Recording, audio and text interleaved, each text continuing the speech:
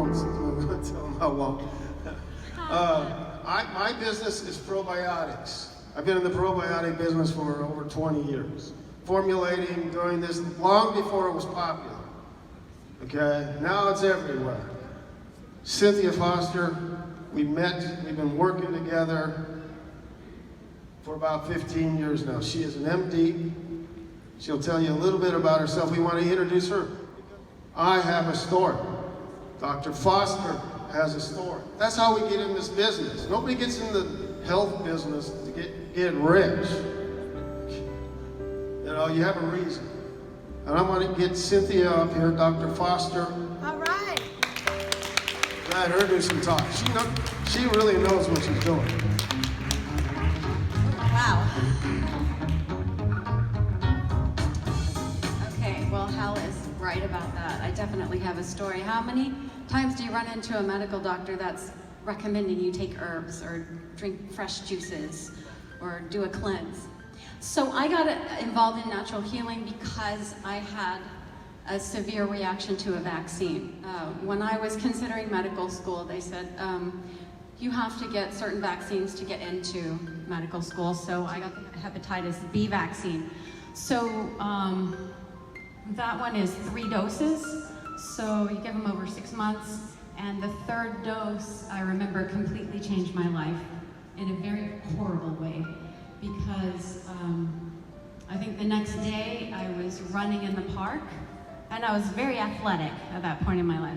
I could just always run a mile. I was running in the park, and all of a sudden I couldn't run anymore at all. And I had to have somebody help me back to the car because it hit me that fast, that vaccine. The next day, my whole body broke out in hives. My entire body turned red. I had an anaphylactic reaction.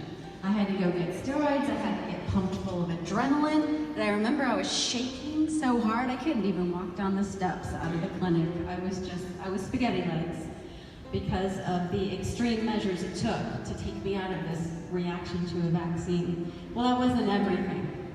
Because what happened after that was extreme fatigue. I could barely stand in the shower or chew my food. What else happened was I developed epilepsy, full-blown epilepsy. You wouldn't know it looking at me, right? I'm not wearing a helmet. I'm not taking anticonvulsants. I'm not taking seizure medication. But I'm giving you a flash forward there. So I developed epilepsy, and for 2 years, I knew something was wrong, but the doctors couldn't diagnose me. So there I was suffering, extreme fatigue, extreme migraines, headaches, memory loss, problems that I thought were almost insurmountable. Like, how am I going to get through medical school to be a doctor, right? I've got all these problems and no one can diagnose me with anything. So the one thing I knew is that I kept waking up with blood in my mouth, right? So I was having seizures and I was biting down on my lips. I still have scars. I have scars on my lip. I have scars on my cheeks from all the times I bit down.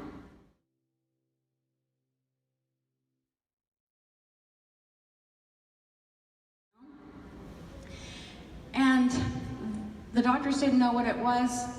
And I'm a big prayer. Who's a big prayer here? Like, I pray about everything. Like, right, in kindergarten, I remember I went to this religion class, and our teacher asked all of us, when do you pray? And everybody's going, oh, we always pray over meals, or we pray at night. And she gets to me, and I'm like, oh, well, pray all the time. I like to think about God all the time, like constantly. I like to feel God constantly with me. So as I was going through this experience, I'm like, I'm praying about this. I'm getting the Bible out, I'm praying. I'm like, God, there's gotta be something, lead me, right? Lead me somewhere. And so I went into bookstores, and I went into health food stores, and I started educating myself, and I eventually found a holistic nurse. And she ended up diagnosing me with her alternative tests, something that the doctors couldn't do in 2 years.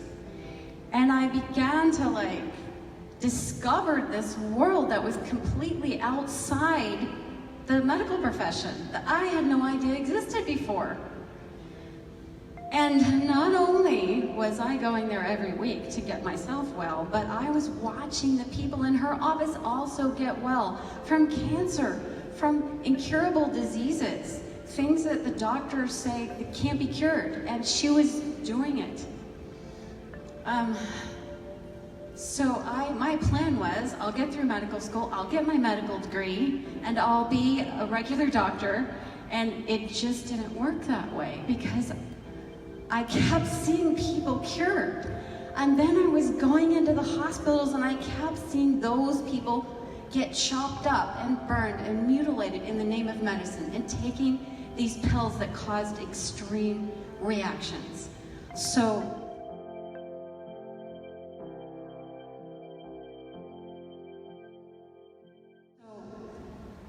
torn, really torn, and I had to pray this one out for so long. Like, God, where do you want me? What do you want me to do? I'm seeing these people cured, and I'm not allowed to talk about it when I go into these clinics. Like, people are sick, and I can't give them an alternative because they have told me I'm not allowed to open my mouth. So God spoke to me and said, it's okay. You can do whatever you want.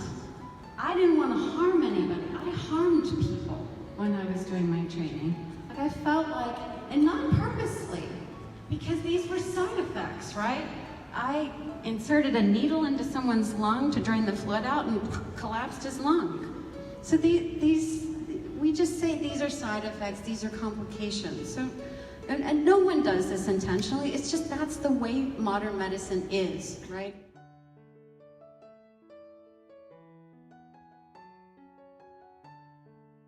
Right? So I said, God, give me a dream because I need to know what to do, where to go. I graduated and I decided not to pursue the path. And I had this dream to move to California. And that was when I started studying under all of the natural healers and learning not only about herbs and juicing and cleanses, but emotional healing, hands-on healing, energy healing,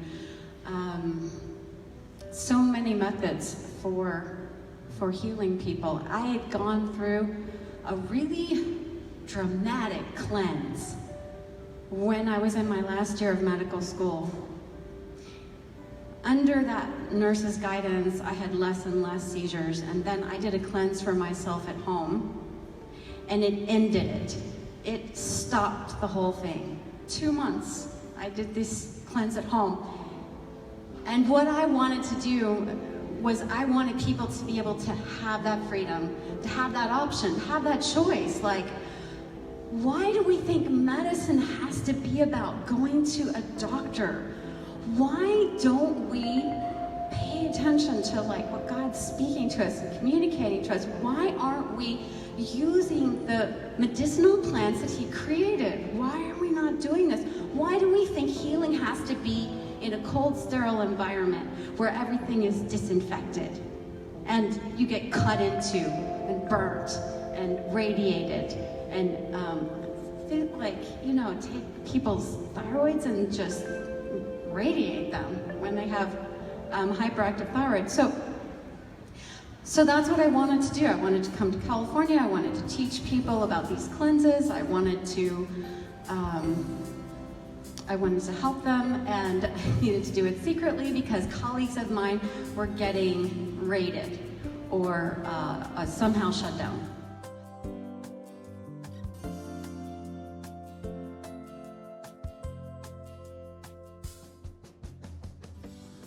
So I did this secretly. I didn't order any lab tests. What could I do? I had to pray over everybody.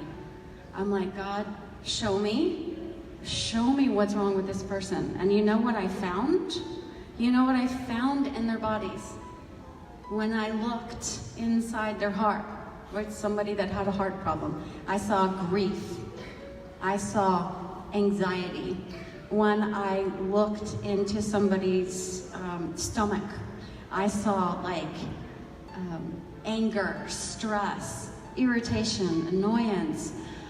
So over and over again, and sometimes I would see, things in their body, but you know that when you pray long enough over something, eventually God's going to show you something.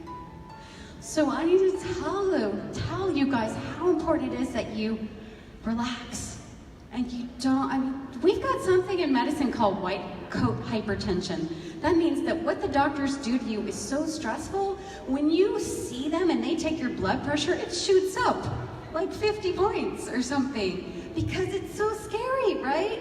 And I never wanted to do that to people. I don't want people to be afraid of me. I'm like, I'm not going to stick a needle in you. We're going to put some essential oils on you. We're going to take some capsules. We're going to take some alcohol extracts and change your food and do some juices and things. And nobody was scared of me. Like, nobody had high blood pressure on me.